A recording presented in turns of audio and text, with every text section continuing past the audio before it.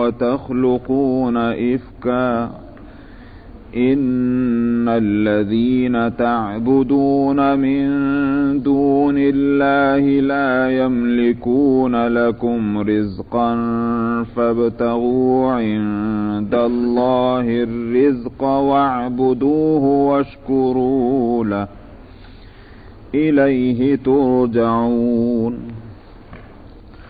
وإن تكذبوا فقد كذب من قبلكم وما على الرسول إلا البلاغ المبين أولم يروا كيف يبدئ الله الخلق ثم يعيده إن ذلك على الله يسير قل سيروا في الأرض فانظروا كيف بدأ الخلق ثم الله ينشئ النشأة الآخرة إن الله على كل شيء قدير يعذب من يشاء ويرحم من يشاء وإليه تقلبون وما أنتم بمعجزين في الأرض ولا في السماء وما لكم من دون الله من ولي ولا نصير والذين كفروا بآيات الله ولقائه أولئك يئسوا من رحمتي وأولئك لهم عذاب أليم فما كان جواب قومه إلا أن قالوا اقتلوه أو حرقوه فأنجاه الله من النار إن في ذلك لآيات لقوم يؤمنون وقال إنما اتخذتم من دون الله أوثانا مودة بينكم في الحياة الدنيا ثم يوم القيامة يكفر بعضكم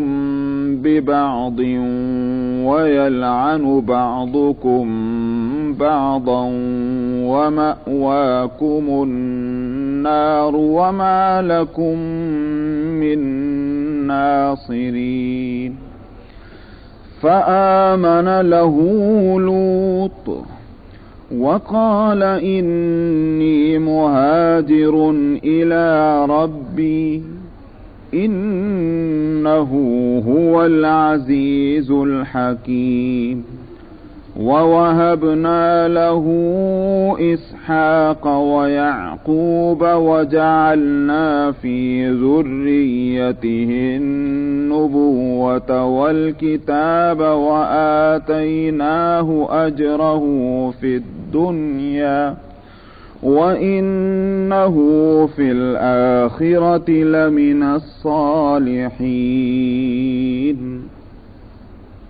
صدق الله العظيم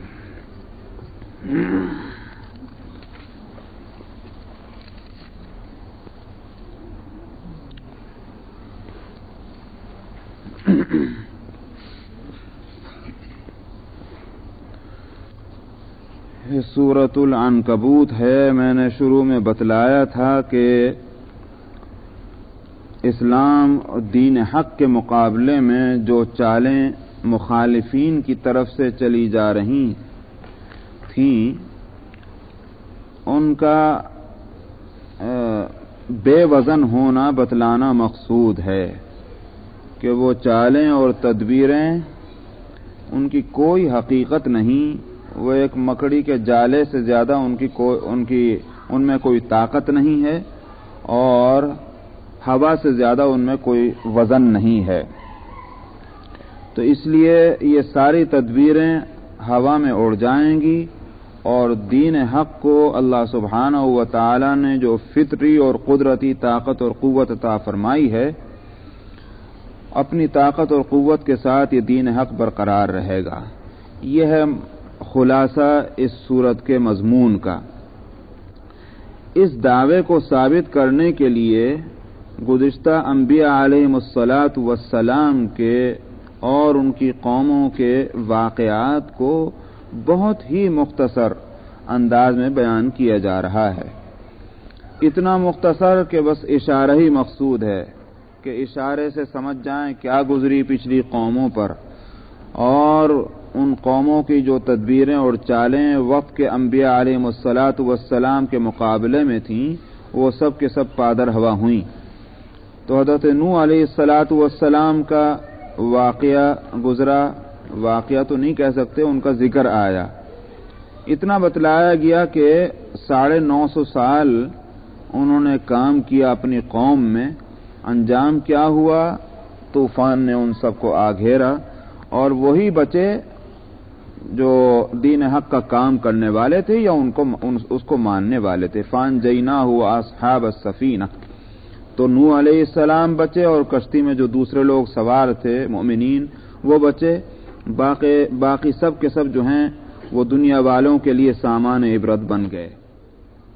اسی طرح سے حضرت ابراہیم علیہ الصلاۃ والسلام کے واقعے کو یاد کرنے کی ہدایت کی جا رہی ہے کہ یاد کرو تم ابراہیم کے واقعے کو، جس وقت اس نے کہا اپنی قوم سے کہ اللہ کی عبادت کرو اور اس سے ڈرتے رہو۔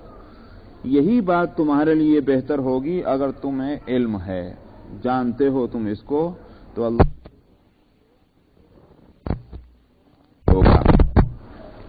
دنیا تو آج ہیں کہ مسلمان بھی اپنی بہترائی دنیا کی کس چیز میں سمجھتے ہیں کہ دنیا میں اپنے آپ کو کھپائیں، تدبیریں دنیا کمانے کے لیے کرتے رہیں، دنیا کو حاصل کرنے کے لیے کوششیں کرتے رہیں۔ یہ سب کس لیے؟ دنیا کا فائدہ اسی میں ہے۔ باقی دین پہ چلیں گے تو دنیا چھوٹے گی، دنیا چھوٹے گی تو ہم نقصان میں رہیں گے۔ یہی وہ فلسفہ ہے کہ جو ہمیشہ قوموں کے سامنے، لوگوں کے سامنے جن کی نظریں سطحی رہی ہیں، ان کے سامنے یہی فلسفہ رہا، اور قرآن اس فلسفے پر چوٹ مارتا ہے، ضرب لگاتا ہے کہ یہ فلسفہ کہلانے کا حق ہی نہیں رکھتا۔ اصل بات یہ ہے کہ اللہ کی عبادت کرو، اس سے ڈرو، اور باقی دنیا کی زندگی اور زندگی کے جو ضروریات ہیں وہ اللہ کے قبضے میں ہیں۔ اللہ تعالیٰ ان ضرورتوں کو پورا کرنے والے ہیں۔ بے شک تدبیر کرو، مگر یہ کہ اللہ سے منہ مت موڑو، اللہ سے مت غافل ہو۔ تو آج میں نے کہا کہ مسلمانوں کا بھی یہی حال ہے۔ عجیب بات یہ ہے کہ جب میں مسلمانوں کا لفظ یہ بولتا ہوں تو اس سے آگے ایک بات اور کہنے کو دل چاہتا ہے۔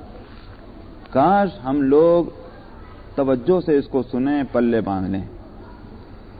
مسلمان اس دنیا میں ایک مستقل امت کی حیثیت میں برپا ہوئے، جن کی غرض یہ نہیں تھی اللہ کی طرف سے کہ یہ حالات کے ساتھ اپنے کو بہائیں، بلکہ حالات کو اپنے موافق بنائیں۔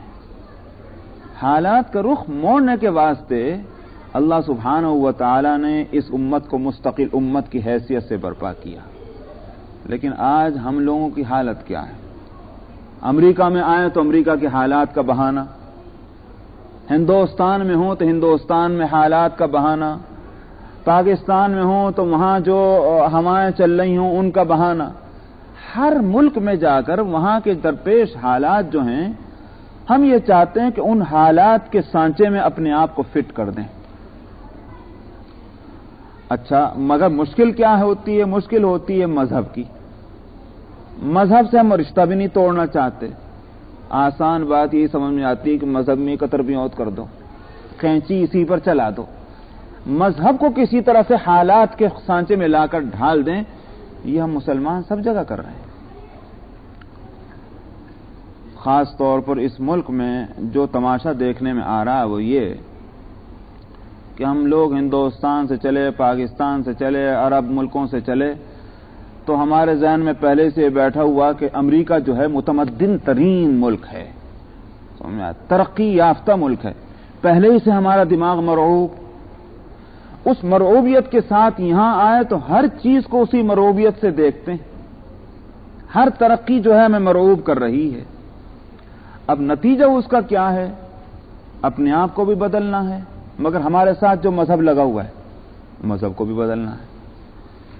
یہ مسلمان کا شیوا نہیں، مسلمان کا شعار تو یہ ہونا چاہیے کہ مذہب پائیدار ہے، مذہب کی ایک ایک شاخ اور ایک ایک پتا اور ایک ایک پھول جو ہے اس میں قطر بیونت نہیں ہوگی، حالات کو اس کے موافق کریں گے۔ بات اگرچہ موضوع سے ہٹ جاتی ہے، مگر چونکہ ایک میں نے اشارہ کیا ہے تو میں اس سے فائدہ اٹھا کر یہ یوں کہیے کہ لوگ بھی چاہتے ہیں کہ اس موضوع پر میں بولوں تو بول پڑوں۔ مثلا ایک واقعہ ہے کہ جس سے ہم اور آپ سب دو چار ہیں، یہاں اور بہت سے مسائل جتنے ہیں ان میں سے ایک مسئلہ گوشت کا بھی ہے۔ اب یہ نہیں دیکھیں گے، یہ نہیں کوشش ہوگی کہ متفقہ طور پر جو چیز ہمارے لیے ٹھیک ہے، جس میں کسی کو شک اور شبہ نہیں، اس کو ہم بکثرت فراہم کریں، اتنی مقدار اور اتنی تعداد میں اور اتنی جگہوں پر وہ ہم کو میسر آئے اور ملنے لگے کہ تاکہ یہ شبہ نہ رہے کہ ہم حلال کھا رہے ہیں یا حرام کھا رہے ہیں۔ ایک تو یہ بات، اور دوسری بات یہ کہ اس کا ایک اور فائدہ یہ ہو کہ ہمارا وجود ریکگنائزڈ ہو جائے۔ اس پر نہیں دھیان جائے گا، دھیان اس پر جائے گا، کوشش اس پر ہوگی کہ جو چیز مل رہی ہے اسلامکلی اس کو کسی طرح سے جائز کر دیا جائے۔ میرے پاس بہت سے فون آئے اور آتے رہتے ہیں اس تعلق سے۔ ویسے تو ہر ایک کو اختیار ہے، کسی کو کوئی گردن نہیں پکڑ سکتا، نہ صرف اس ملک میں بلکہ دنیا کے کسی حصے میں بھی۔ سعودی عرب میں بھی آج یورپ سے گئے ہوئے ڈبوں کا گوشت ملتا ہے، اور سعودی عرب میں جہاں بڑی افراط اور بڑی سہولت سے مسلمان کا ذبح کیا ہوا گوشت ملتا ہے، اگر وہاں لوگ وہ ڈبے کا گوشت کھانے ہی کو اپنے لیے باعث فخر سمجھیں، ان کے کون گردن وہاں پکڑے گا؟ سمجھ میں آیا؟ تو اس لیے میں نے کہا کہ سعودی عرب میں نہیں کسی کو روک سکتا تو یہاں کسی کو روکے گا؟ جس کو اپنا راستہ جو اختیار کرنا اسے حق ہے۔ لیکن جہاں تک اس مسئلے کے مذہبی پہلو کا تعلق ہے، میں اب تک اس مسئلے میں نہیں بولا تھا، لیکن چونکہ لوگوں کا تقاضا بھی ہے اور اتفاق سے جو میں ایک مضمون میں نے شروع کر دیا ہے تو اس سے بھی میل کھاتا ہے تو میں بتلا دوں۔ دیکھیے،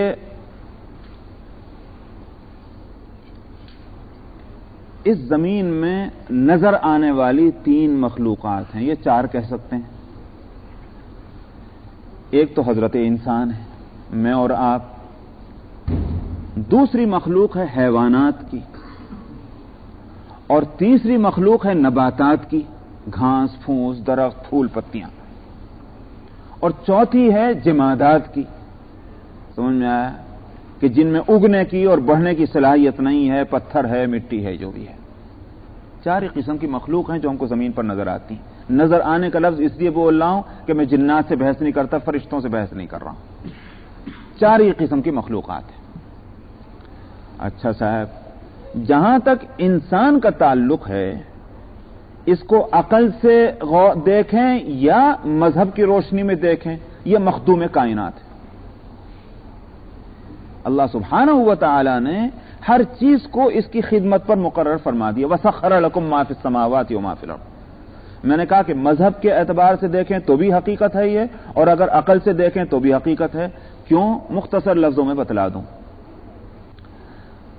کہ اگر دنیا کی یہ جتنی چیزیں ہم کو نظر آ رہی ہیں، ان میں سے اگر کوئی چیز نہ ہو تو ہمارا نقصان ہوگا کہ نہیں ہوگا؟ پانی نہ ہو تو ہمارا نقصان، गेहूं نہ ہو تو ہمارا نقصان، چاول نہ ہو تو ہمارا نقصان، گائے بھینس نہ ہو تو ہمارا نقصان ہے کہ نہیں؟ لیکن اگر ہم نہ ہو تو ان میں سے ان کا کیا نقصان ہے؟ انسان نہ ہو تو ہوا کا کوئی نقصان نہیں، پانی کا کوئی نقصان نہیں، سورج چاند کا کوئی نقصان نہیں، ہے کہ نہیں؟ زمین کا کوئی نقصان نہیں، گائے بھینس کا کوئی نقصان نہیں۔ انسان نہ ہو تو ان میں سے کسی کا کوئی نقصان نہیں ہوگا، ان میں سے کوئی چیز اگر نہ ہو تو انسان کا نقصان ہے۔ اسی سے یہ سمجھ میں آتا ہے کہ انسان ان میں سے کسی کے کام کے لیے نہیں پیدا کیا گیا، ان میں کی ہر چیز انسان کے کام کے لیے پیدا کی گئی۔ تو عقل سے بھی سمجھ میں آتا ہے، قرآن سے بھی سمجھ میں آتا ہے۔ اچھا، اب دیکھنا یہ ہے کہ جہاں تک نباتات اور جمادات کا تعلق ہے، اس کا خادم کائنات ہونا، یہ خادم انسان ہونا، یہ تو بالکل آیا ہے، سمجھ میں بھی آتا ہے، دیکھنے میں بھی آتا ہے۔ مسئلہ ہے حیوان کا۔ حیوان اور انسان یہ دو مخلوق وہ ہیں کہ ایک چیز میں مشترک ہیں، اور وہ کیا؟ جان، روح۔ یہ روح انسان میں بھی ہے، روح حیوان میں بھی ہے۔ بلکہ اگر میں اور آگے بڑھ کر یہ کہوں کہ عقل اور شعور لیول کا فرق ہوگا، لیکن اگر دیکھا جائے تو عقل اور شعور حیوان میں بھی ہے اور انسان میں بھی ہے۔ ٹھیک ہے نہیں بات؟ یہ ان دو چیزوں کے اعتبار سے انسان اور حیوان میں فرق نہیں ہے۔ اور چیزوں میں فرق ہو، مجھے اس وقت اس سے بحث نہیں کرنی کہ فرق ہے تو کیا، مشترک دو یہ کیا چیزیں ہیں وہ بتلانا چاہتا ہوں۔ اس اشتراک کی وجہ سے جمادات اور نباتات دونوں خدمت کرنے کے واسطے مقرر ہیں، انسان کے لیے بھی اور حیوان کے لیے بھی۔ سمجھ میں آیا؟ آپ دیکھتے ہیں کہ گھاس پھوس انسان بھی کھاتا ہے، گھاس پھوس جو ہے جانور بھی کھاتے ہیں، تو یہاں تک بھی ٹھیک ہے۔ لیکن سوال یہ کہ یہ حیوان انسان کی غذا بنے گھاس اور پھوس کی جگہ پہ، یہ بات سمجھ میں نہیں آتی، عقل کو نہیں لگتی۔ گھاس اور پھوس جو بے جان ہے، بے شعور ہے، اگر وہ غذا ہے تو سمجھ میں آتی ہے۔ لیکن یہ حیوان کہ جو انسان کے ساتھ اس بات میں شریک ہے کہ اس میں بھی جان، اس میں بھی جان، اس میں بھی عقل، اس میں بھی عقل، اس میں بھی شعور، اس میں بھی شعور، پھر یہ غذا بنے تو کیسے بنے؟ سمجھ میں آیا کہ ایک ہی چیز اپنی جیسی چیز کو اپنی غذا بنائے، یہ عقل اس کو نہیں مانتی۔ عقل کا تقاضا تو یہ ہے کہ حیوان انسان کی غذا نہیں بننی چاہیے، جیسے انسان حیوان کی غذا نہیں۔ ٹھیک ہے نہیں بات؟ لیکن اللہ سبحانہ و تعالی نے اپنے فضل سے، اپنے کرم سے حیوان کو انسان، ہر حیوان کی سوال نہیں ہے، ایک مطلق حیوان کی بات ہو رہی ہے۔ مطلق حیوان، یہ سوال نہیں ہے کہ سارے حیوان، مطلق حیوان کو انسان کی غذا بنایا۔ جیسے مطلق جمادات انسان کی غذا نہیں، مطلق نباتات انسان، ہر جماد انسان کی غذا نہیں، ہر نبات انسان کی غذا نہیں ہے۔ بہت سی چیزیں ہیں نا جو نقصان دہ جو نہیں کھاتے آپ، ایسے ہی ہر حیوان بھی تو انسان کی غذا ہونا ضروری نہیں، مطلق کی بات ہو رہی ہے۔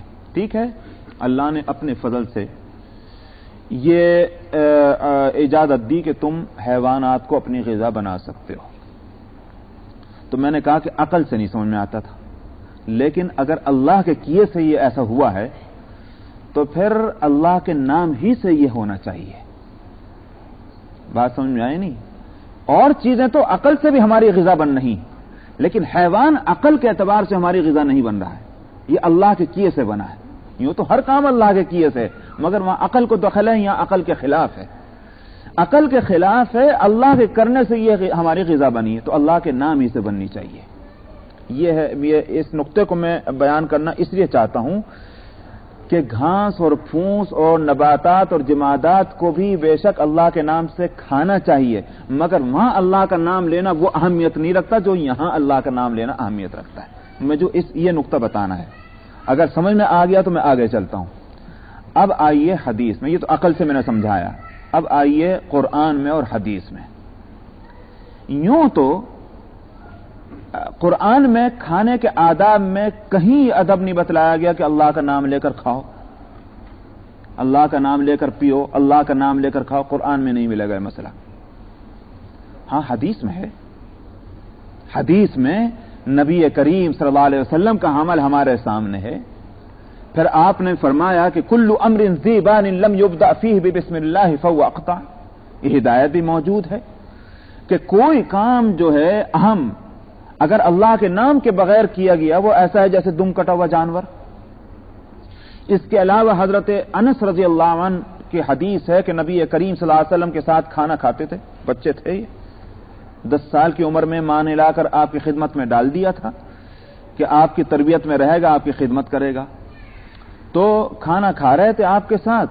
جیسے بچوں کو کیا معلوم کیسے کھانا چاہیے کیسے نہیں، وہ بیٹھے اور جناب فوراً کھانا شروع کر دیا. ادھر سے کھا ادھر سے کھا، پلیٹ ایک ہی تھی لیکن ادھر ادھر سے کھا رہے تھے. آپ نے فرمایا کل بسم اللہ، قل بسم اللہ وکل مما یلیک، بسم اللہ پڑھ کے کھاؤ اور اپنی طرف سے کھاؤ. تو معلوم ہوا کہ ادب یہ ہے کہ بسم اللہ پڑھ کر کھانا چاہیے. حدیث سے مسئلہ نکلتا ہے، قرآن سے نہیں. ٹھیک ہے نہیں بات یہ، یہاں میں بات کہہ رہا ہوں ہر کھانا کھانے کی. لیکن عجیب بات یہ ہے کہ جہاں حیوانات کو غذا بنانے کا مسئلہ آیا تو قرآن نے وہاں بسم اللہ کا ذکر کیا ہے، قرآن نے وہاں اللہ کے نام لینے کا ذکر کیا ہے. فرق سمجھ میں آ رہا ہے نہیں میری بات جو میں کہنا چاہ رہا ہوں؟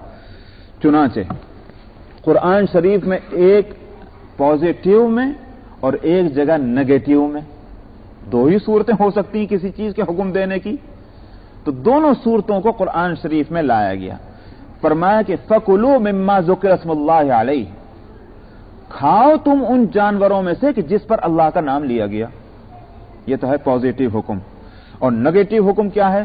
وَلَا تَأْكُلُوا مِمَّا لَمْ يُذْكَرِ اسْمُ اللَّهِ عَلَيْهِ وَإِنَّهُ لَفِسْقٌ، مت کھاؤ تم ان جانوروں میں سے جس پر اللہ کا نام لے لیا گیا، اس لیے کہ یہ کھلی نافرمانی ہے. کیا نافرمانی ہے؟ کہ اللہ کا نام لیے بغیر اس کو کھانے کی غذا بنا لینا، کھانے کے قابل بنا لینا. تو نگیٹو اور پازیٹیو. اور چلیے فرمایا گیا کہ فَاذْكُرُوا اسْمَ اللَّهِ عَلَيْهَا صَوَافٍ. یہاں تو زیادہ زیادہ یہ بات آئی کہ کھانے کا ذکر ہے، تو کہیں ایسا نہ ہو کہ لوگ یہ سمجھ بیٹھے اچھا بھائی بوقت ذبح نہیں اللہ کا نام لو، کھانے کے وقت لے لو. اس لیے میں کہہ رہا ہوں کہ آگے سنیے قرآن شریف ہی سے. فرمایا فَاذْكُرُوا اسْمَ اللَّهِ عَلَيْهَا صَوَافٍ.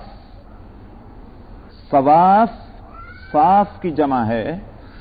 اس کے معنی مفسرین نے لیے ہیں نحر کرنا اور ذبح کرنا. یہ ہے صواف کے معنی.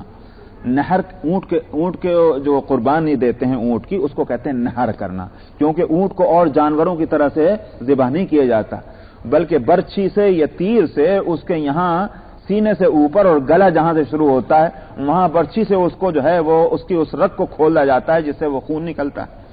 یہ ہے نحر جس کو کہتے ہیں عربی میں. تو صواف کا ترجمہ تمام مفسرین نحر اور ذبح، کہ نام لو اللہ کا نحر کرتے وقت. صاف حکم ہے قرآن شریف میں. اچھا صاحب اور سنیے 4 آیت. فرمایا کہ وَلِكُلِّ أُمَّةٍ سورہ حج کے اندر جہاں قربانی کا ذکر ہے حج کے تعلق سے، فرمایا کہ وَلِكُلِّ أُمَّةٍ جَعَلْنَا مَنْسَكًا لِيَذْكُرُوا اسْمَ اللَّهِ عَلَى مَا رَزَقَهُم مِّن بَهِيمَةِ الْأَنْعَامِ. فرمایا کہ ہم نے ہر امت کے واسطے، ہر قوم کے واسطے ہم نے کچھ قربانی رکھی ہے تاکہ وہاں اللہ کا نام لیا کریں. کب؟ قربانی کے وقت. تو قربانی اللہ کی طرف سے رکھی گئی. ہم نے رکھی ہر قوم کے لیے قربانی تاکہ اللہ کا نام لیا کریں بوقت قربانی. تو یہ 4 آیتیں میں نے آپ کے سامنے تلاوت کی ہیں قرآن سے. اور کھانے کی چیزوں کو کھانا شروع کرتے وقت اللہ کا نام لو، قرآن اس کو اتنی اہمیت سے بیان نہیں کرتا، بلکہ بیان ہی نہیں کرتا. لیکن جہاں تک ذبح کا مسئلہ ہے، قربانی کا مسئلہ ہے، وہاں اللہ کا نام لینے کو قرآن شریف بڑی اہمیت دیتا ہے. وجہ وہی ہے جو میں نے بتلایا کہ وہاں عقل سے وہ غذا نہیں بن رہی تھی جیسے کہ جمادات اور نباتات غذا بن رہی تھی. عقل کے خلاف تھا کہ حیوان کو غذا بنائے، مگر چونکہ اللہ سبحانہ و تعالی نے غذا بنایا اس لیے یہاں اللہ کا نام لینا بڑا اہم ہے. یہ تو حدیث کی بات ہو گئی. جہاں تک احادیث کا تعلق ہے، احادیث میں بہت زیادہ روایتیں موجود ہیں کہ جس میں خاص طور پر مثلا میں ایک حدیث لاتا ہوں. قرآن شریف سے کتے کے ذریعے سے شکار کرنے کی اجازت ہے. سمجھ آئے نہیں بات؟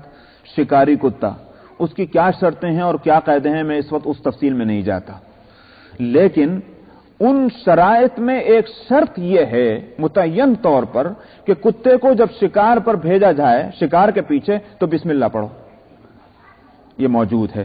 اچھا صاحب، اب حدیث میں جو بات میں سنانا چاہتا ہوں وہ یہ کہ ایک صحابی نے نبی کریم صلی اللہ علیہ وسلم سے یہ مسئلہ پوچھا، یا رسول اللہ میں نے بھی اپنا کتا بھیجا شکار کے پیچھے، اب جو میں نے شکار جو ہو چکا تھا، شکار کتے نے شکار پکڑ لیا، میں جو وہاں پہنچا تو میں نے دیکھا کہ میرے کتے کے ساتھ ایک اور کتا بھی ہے شکاری، آیا میرے لیے یہ حلال ہے کہ نہیں؟ حدیث میں نبی کریم صلی اللہ علیہ وسلم کا فرمانا یہ ہے کہ نہیں معلوم کہ تمہارے کتے نے شکار کیا یا دوسرے نے کتے نے کیا، تمہارے لیے حلال نہیں۔ اگر بسم اللہ کا پڑھنا کتے کے بھیجنے کے وقت میں اہم نہ ہوتا تو کیا تھا؟ سمجھ میں آیا؟ چاہے دوسرے کا شکاری کتا ہو یا میرا شکاری کتا ہو، لیکن فرمایا کہ تو نے بسم اللہ پڑھ کر شکاری کتے کو بھیجا تھا، دوسرے کا کتا اس طرح آیا کہ نہیں آیا کچھ پتہ نہیں، مت کھاؤ۔ تو میں نے کہا کہ میں چونکہ اس مضمون کے لیے کوئی تیاری بہت کیا کسی بھی تیاری نہیں کر کے آیا، تو میں وہ ساری روایتیں جو ہیں اس تعلق سے میں سب کو جمع کروں، تو اگر کہیں مضمون لکھنے بیٹھوں یا اس کے لیے کوئی تقریر کروں تو وہ ساری روایتیں بھی جمع کی جا سکتی ہیں، عقل سے، قرآن پاک سے، احادیث سے۔ اب آگے چلیے، فقہا میں صرف امام شافعی رحمت اللہ علیہ، آپ جانتے ہیں 4 ائمہ ہیں، امام ابو حنیفہ، امام مالک، امام احمد بن حنبل، امام شافعی۔ 4 اماموں میں 3 امام اس بات پر متفق ہیں کہ بوقت ذبح اللہ کا نام لینا واجب ہے اور حنفیہ کے نزدیک شرط ہے۔ شرط جس کو انگلش میں کہتے ہیں کنڈیشن اور شرط کے معنی کیا ہے؟ عربی میں کہتے ہیں اذا فات الشرط فات المشروط، جب شرط نہیں پائے گئی تو مشروط بھی ختم۔ مثلا اگر آپ کہیں کہ صاحب اگر تم آؤ گے تو میں بھی آؤں گا، کیا مطلب؟ تم نہیں آئے تو میں بھی نہیں آؤں گا، اس کو شرط کہتے ہیں۔ تو اذا فات الشرط فات المشروط، شرط غائب تو مشروط بھی غائب۔ تو حنفیہ کے نزدیک شرط ہے، اس کے معنی یہ ہے کہ اگر نہیں نام لیا گیا جان بوجھ کر کے ذبح ہی نہیں ہوا۔ دوسرے ائمہ کے نزدیک واجب ہے، صرف امام شافعی رحمت اللہ علیہ کے نزدیک سنت ہے، لیکن ان کے یہاں بھی ارادتاً چھوڑنا مکروہ ہے۔ اس کے لیے آپ کو کہیں دور جانے کی ضرورت نہیں، جن کو عربی آتی ہے یہاں لائبریری کے اندر کتاب الفقہ علی المذاہب الاربع اوپر رکھی ہوئی ہے، لائبریری کے اندر عربی کے اندر ہے، اور پاکستان میں اس کا اردو ترجمہ چھپ چکا ہے۔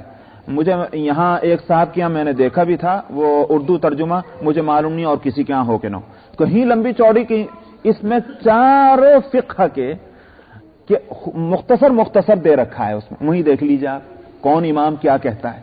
اچھا صاحب، نمبر 2 اس تعلق سے یہ ہے، یہ بات ذہن میں رکھیے گا کہ 3 امام متفق ہیں اور ایک امام اختلاف کرتے ہیں، وہ کہتے ہیں کہ بسم اللہ پڑھنا نہ واجب ہے نہ شرط مسنون ہے۔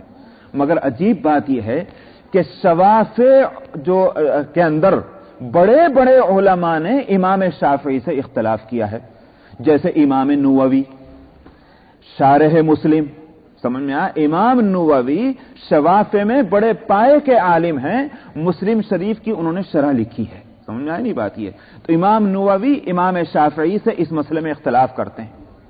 اور چلیے، امام بخاری رحمت اللہ علیہ خود اس مسئلے میں ان لوگوں کا رد کرتے ہیں کہ جو لوگ یوں سمجھتے ہیں کہ صاحب بسم اللہ پڑھنا ضروری نہیں ہے، اور جو لوگ بسم اللہ پڑھنے کو ضروری نہیں سمجھتے وہ دراصل اس آیت کو، جس آیت میں اہل کتاب کے ذبیحے کو حلال قرار دیا، وہ اس آیت کو دوسری آیتوں کے لیے کہ جن آیتوں میں اللہ کے نام لینے کو ضروری کہا گیا ان آیتوں کے لیے ناسخ مانتے ہیں۔ بات سمجھ میں آ رہی نہیں؟ میری کوئی تقریر زیادہ مشکل تو نہیں ہو رہی کہ وہ آیت کہ جس آیت میں اہل کتاب کے ذبیحے کی اجازت دی گئی ہے کھانا کھانے کی، تو امام شافعی رحمت اللہ علیہ یا ان کے ہم خیال جو بھی لوگ ہیں وہ اس آیت کو ان آیتوں کے لیے ناسخ مانتے ہیں کہ جن آیتوں میں اللہ کے نام لینے کو ضروری قرار دیا۔ امام بخاری ان کا رد کر رہے ہیں۔ امام بخاری کہتے ہیں کہ یہ تعویل نہ کرو، غلط ہے یہ تعویل۔ تو اس کا مطلب یہ ہے کہ ناسخ نہیں مانتے۔ اگر ناسخ نہیں مانتے تو وہ حکم اپنی جگہ قائم، کیا حکم؟ اللہ کا نام لینے کا۔ امام بخاری نہیں مانتے، امام مسلم جو ہے شوافع میں وہ نہیں مانتے، تو شوافع میں تو اختلاف پایا جاتا ہے، اوروں کے یہاں تو اختلاف بھی نہیں ہے. سمجھ میں آئی نہیں بات؟ یہ ایک. ابھی چوتھا مسئلہ اور لیجئے اس تعلق سے. اس پر تو سب متفق ہیں کہ ہندو کا ذبیحہ حلال نہیں. ٹھیک ہے نہیں بات؟ کافر کا ذبیحہ حلال نہیں، سب متفق ہیں. کیوں نہیں حلال؟ کیا وجہ ہے؟ کتابی کا ذبیحہ حلال ہو ازروع قرآن، اور ہندو کا ذبیحہ حلال نہ ہو، کافر کا ذبیحہ حلال نہ ہو، بدھسٹ کا حلال نہ ہو، کسی اور. کیوں؟ کیا فرق ہے؟ میں بتاؤں آپ کو کہ فرق کیا ہے. جس کو مفسرین لکھتے ہیں صحابہ نے جس بات کو سمجھا ہے اور اسی طرح سے محدثین نے سمجھا ہے، وہ یہ کہ ایک چیز ہے مشترک مسلمان اور اہل کتاب کے درمیان، جو مسلمان اور ہندو کے درمیان، مسلمان اور بدھسٹ کے درمیان، مسلمان اور کسی لا مذہب کے درمیان میں نہیں ہے. وہ کیا؟ وہ یہ کہ اللہ کا نام لے کر ذبح کرنے کو مسلمان بھی ضروری سمجھتا ہے اور اہل کتاب بھی مذہب کی روشنی میں ضروری مذہب کی روشنی میں. یہاں سوال اس کا نہیں کہ ان کا عمل آج کیا ہے. وہ تو ایسا ہے کہ جیسے ایک مسلمان نماز نہیں پڑھتا. سوال اس کا نہیں ہے. سوال ہے جیسے ازروع قرآن، ازروع حدیث ہمارے یہاں کوئی مسئلہ ہے، اسی طرح ازروع بائبل آج بھی دیکھ لیجیے. آپ آج بھی بائبل کو کھول کے دیکھ لیجئے کہ وہاں جانوروں کے تعلق سے اللہ کا نام لینے کی ہدایت موجود ہے. تو جو مسئلے کی جو نوعیت مسلمانوں میں ہے وہی نوعیت چونکہ اہل کتاب کے اندر ہے. یہ الگ بات ہے کہ ہم اللہ کو کس طرح مانتے ہیں اور اہل کتاب اللہ کو کس طرح مانتے ہیں، وہ مسئلہ الگ ہے. سمجھ میں آیا کہ اللہ کے ذات کے ساتھ انہوں نے وہ چیزیں جوڑ دی ہیں کہ جس سے اللہ کی ذات جو ہے وہ پاک ہے، وہ صاف ہے، وہ الگ مسئلہ ہے. لیکن جیسے ان کی عورتوں سے نکاح کی اجازت دی، کیوں اجازت دی، وہ بھی یہاں بھی مسئلے کو کھول دوں میں. کیونکہ قرآن شریف میں دونوں کو ایک ہی جگہ بیان کیا گیا، نکاح کو بھی اور اسی طرح اس ذبیحے کو بھی ایک ہی جگہ بیان کیا سورہ مائدہ میں. تو وہی بتلا دوں. ٹھیک نکاح کے معاملے میں مسلمان کا مسئلہ اور کتابی کا مسئلہ ایک ہی ہے. جن رشتوں کو ان کے مسلمانوں میں حرام قرار دیا گیا ہے ان میں سے بہت سے رشتے اہل کتاب کے یہاں حرام ہیں. بائبل کو دیکھ لیجئے. اس کے برعکس دوسرے مذاہب میں چونکہ وہ اصول نہیں ہے حلت اور حرمت کا رشتوں کے اندر، اس واسطے اوروں سے نکاح کی اجازت نہیں دی گئی، اہل کتاب سے نکاح کی اجازت دی گئی کہ اتنا اشتراک تو مسلمانوں میں اور ان کے اندر موجود ہے. سمجھ میں آئی نہیں بات؟ یہ تو یہ تھی وہ وجہ. اب اگر آپ بسم اللہ کا نام لینے ہی کو ہٹا دیں اور اس کو غیر اہمی قرار دے دیں تو پھر تو بات وہی رہ جاتی کہ پھر ہندو کا ذبیحہ کیوں نہ حلال ہو. سمجھ میں آیا؟ سکھ کا ذبیحہ کیوں نہ حلال ہو؟ جب اللہ کا نام لینے کی کوئی اہمیت ہی نہیں رہی ہے تو محض رگوں کا کاٹنا ضروری ہے، تو پھر تو ایک ہندو کا بھی حلال ہونا چاہیے. پھر کتابی کی کیا خصوصیت رہے گی؟ عقل سے دیکھو، قرآن سے دیکھو، احادیث سے دیکھو، فقہا کی اکثریت کو دیکھو، ان ساری باتوں سے یہ مسئلہ سمجھ میں آتا ہے. مگر یاد رکھیے میری بات کو جہاں آپ اتنا سنیں وہاں اتنا بھی اور سن لیں کہ میں ذاتی طور پر اپنے علم اور مطالعے کی بنیاد پر میری رائے یہی ہے جو میں نے بیان کر دی، مگر اس کے باوجود جن لوگوں کا مسلک یہ ہے امام شافعی رحمت اللہ علیہ کے اقتداء اور پیروی میں، سمجھ میں آیا؟ اس لیے نہیں کہ ہاں ٹھیک ہے اور معاملے میں حنفیہ کو مان لیں گے، اس معاملے میں شوافع کو مانیں، وہ کام میرے نزدیک قابل نفرت ہے. سیدھی بات میں بتاتا ہوں. لیکن امام شافعی رحمت اللہ علیہ کی پیروی میں جو لوگ ایسا کرتے ہیں میرے نزدیک اگرچہ مسئلہ یہی ہے، میرے نزدیک کیا بلکہ بڑے بڑے لوگ حضرات مگر اس کے باوجود میں ان کو گنہگار نہیں کہوں گا، اس لیے کہ انہوں نے ان کے نزدیک ایک امام کی پیروی کر رہے ہیں. مگر ہاں اس کو میں جائز نہیں قرار دیتا کہ صاحب وہ آ کر کے کسی حنفی کو یوں کہے، مالکی کو یوں کہے، حنبلی کو یوں کہے کہ نہیں مسئلہ یہی ہے. شوافع کو حق ہے کہ امام شافعی رحمۃ اللہ علیہ کی تقلید کرتے ہوئے اگرچہ دلائل اس کے خلاف جا رہے ہیں مگر میں کون اور آپ کون کہ امام شافعی کے مقابلے میں ہم کھڑے ہو جائیں. نعوذ باللہ من ذالک. امام کا مقام بہت اونچا ہے، ہم ان کے گرد پا کو نہیں پہنچ سکتے. سمجھ میں آیا؟ اگرچہ ہمارے پاس دلائل بہت موجود ہیں لیکن ایک شافعی کرے سو کرے، لیکن اس کی اجازت نہیں دی جا سکتی کسی طرح کہ حنفی ہونے کے باوجود، مالکی ہونے کے باوجود اور وہ جناب اس آسانیوں سے فائدہ اٹھائے اور دوسرے کے نہ. بات اس پر چل رہی تھی کہ دیکھیے کہ ہماری کوشش تو یہ ہونی چاہیے تھی کہ مسئلہ بھی اپنی جگہ رکھیں. اس ملک میں ہمیں رہنا ہے. ایک طرف ہم یہ کہتے ہیں کہ ہمیں اسلام کے جھنڈے کو سر بلند رکھنا ہے, ایک طرف ہم کہتے ہیں کہ اپنی نسلوں کے گویا ان کے جو ہے پرسنالٹی کو ہمیں محفوظ رکھنا, اور دوسری طرف ان راستوں کو تلاش کرتے ہیں کہ جس سے ہماری پرسنالٹی ختم ہوتی ہے. اپنی حیثیت کو اگر منوانا چاہتے ہو اس سرزمین میں تو اپنی عبادات, اپنے معاملات, اپنی معاشرت جو خالص اسلام کی بنیاد پر ہو اس کو خود قائم کرو اور اس کو دوسروں سے تسلیم کرواؤ. بار بار میں اس بات کو کہہ چکا ہوں کہ یہودی ہمارے نقطہ نظر سے اپنے معاملات کو نہیں دیکھتا. سمجھ میں آیا؟ یہودی نے کیا کیا؟ کوشر کے ڈپارٹمنٹ تمام فوڈ اسٹوروں کے اندر اس نے قائم کروا دیے, جہاں جہاں وہ رہتے ہیں ریکگنائز کرو ہم کو. مسلمان جو ہے وہ اس نظر سے نہیں دیکھتا اپنے معاملات کو. مسلمان کو یہی نظر اپنانی چاہیے. مت دیکھیں کہ آج ہم کتنے, اول تو آج بھی کوئی تھوڑے 8 ملین اس ملک میں ہیں. سمجھ میں آیا؟ اللہ کے فضل و کرم سے. اور یہ تعداد جس رفتار سے بڑھ رہی, اگر اسی رفتار سے بڑھتے رہی تو 5-6 سال میں 12-13 ملین ہو جائیں گے. تھوڑی ہوتی تعداد اتنی. آخر اگر ہم نے یہ داغ بیل ڈال دی اور ہم نے یہ راستے کھول دیے گنجائشوں کے, تو پھر وہ کب وہ وقت آئے گا کہ ہم اپنے لیے کوئی مارکیٹ بنائیں گے. سمجھ میں آیا؟ اس لیے میری گزارش یہ ہے کہ مسئلے کے اس شرعی نقطۂ نظر سے ہٹ کر بھی اگر دیکھا جائے تو قومی اعتبار سے ہمارے لیے نہایت درجے ضروری ہے کہ ہمیں اس پہ بہت سخت ہونا چاہیے. ایک بات. دوسری بات یہ ہے کہ دیکھیے, یہودی کو دیکھا کسی مسلمان کے گوشت کی دکان سے گوشت لیتے ہوئے؟ دیکھا کسی نے؟ کسی گورے امریکن کو دیکھا؟ نہیں, وہ تو نہیں آئیں گے. حالانکہ ان کے اعتبار سے یہ گوشت حرام نہیں ہے. سمجھا ہے؟ یہ گوشت حرام نہیں ہے, لیکن نہیں لیں گے. کیوں؟ مسئلہ قومی ہے. وہ تو نہ آئے ہماری دکانوں پر, اور ہم مسلمان ایسے فیصلے کرنے بیٹھ جائیں کہ جس میں مسلمانوں کی اللہ کے فضل سے جو 2-4 دکانیں کھل گئیں وہ بھی بند ہو جائیں. اس لیے میں کم سے کم ان باتوں میں میرا نقطہ نظر جو ہے وہ یہ ہے کہ اگر گنجائش بھی نکلتی ہو تو بھی مسلمانوں کے قومی مفاد میں یہ بات نہیں جاتی. تو بہرحال یہ کہ میں یہ عرض کر رہا تھا کہ مسلمان کا شیوا یہ ہونا چاہیے کہ حالات کو اپنے موافق بنائے, نہ یہ کہ اپنے کو حالات کے رخ پر ڈال دے. یہ مسلمان کا شیوا نہیں. اور جب یہ ہوگا, وہ جو اقبال نے ایک بڑی اچھی بات کہی, اقبال مرحوم نے کہا, حیات فرد ارتباط جان و تن. حیات فرد ارتباط جان و تن. ایک فرد کی زندگی کہاں میں ہے؟ بھائی بدن میں جان رہے, جب جان نکلے گی یہ انسان, یہ فرد نہیں. سمجھ میں آئی نہیں بات؟ حیات قوم حفظ ناموس کہن. قوم کی زندگی کیا ہے؟ قوم کی زندگی ہے جو اپنی گزشتہ روایات ہیں ان کی حفاظت.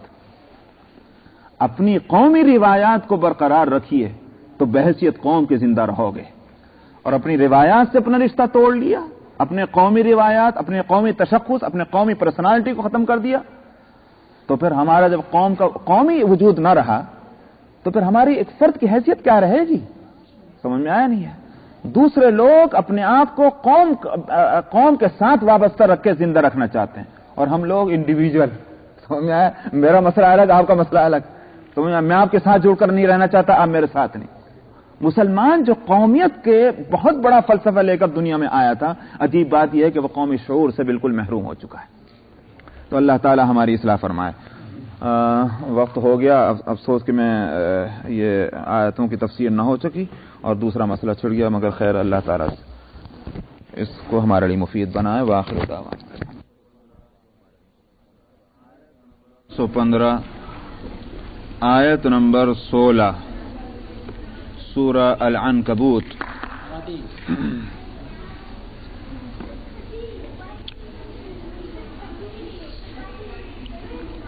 اعوذ باللہ من الشیطان الرجیم.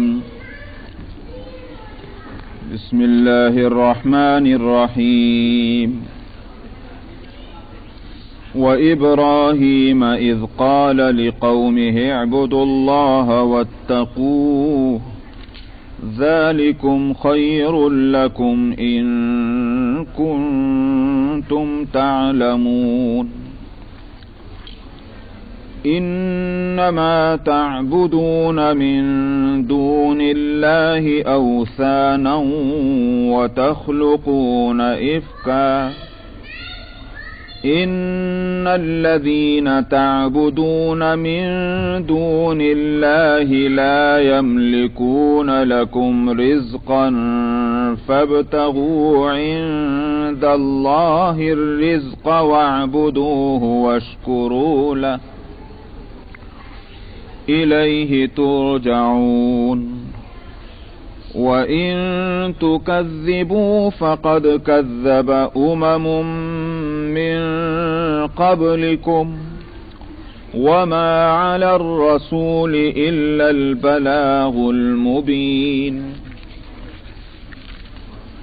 أولم يروا كيف يبدئ الله الخلق ثم يعيده إن ذلك على الله يسير قل سيروا في الأرض فانظروا كيف بدأ الخلق ثم الله ينشئ النشأة الآخرة إن الله على كل شيء قدير يعذب من يشاء ويرحم من يشاء وإليه تقلبون وما أنتم بمعجزين في الأرض ولا في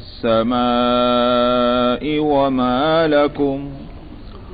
وما لكم من دون الله من ولي ولا نصير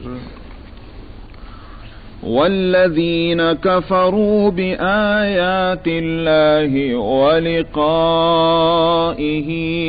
أولئك يئسوا من رحمتي وأولئك لهم عذاب أليم فما كان جواب قومه إلا أن قالوا اقتلوه أو حرقوه فأنجاه الله من النار إن في ذلك لآيات لقوم يؤمنون وقال إنما اتخذتم من دون الله أوثانا مودة بينكم في الحياة الدنيا ثم يوم القيامة يكفر بعضكم ببعض ويلعن بعضكم بعضا ومأواكم النار وما لكم من ناصرين فآمن له لوط وقال إني مهاجر إلى ربي إنه هو العزيز الحكيم ووهبنا له إسحاق ويعقوب وجعلنا في ذريته النبوة والكتاب وآتيناه أجره في الدنيا وإنه في الآخرة لمن الصالحين صدق الله العظيم.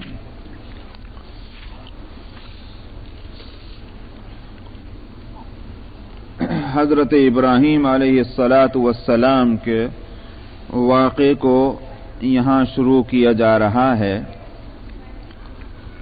और फरमाया कि याद करो इब्राहीम को कि जिस वक्त उसने कहा अपनी कौम से कि अल्लाह की इबादत करो और उससे डरो, तुम्हारे लिए ये बात बेहतर है अगर तुम इसका इल्म रखते हो।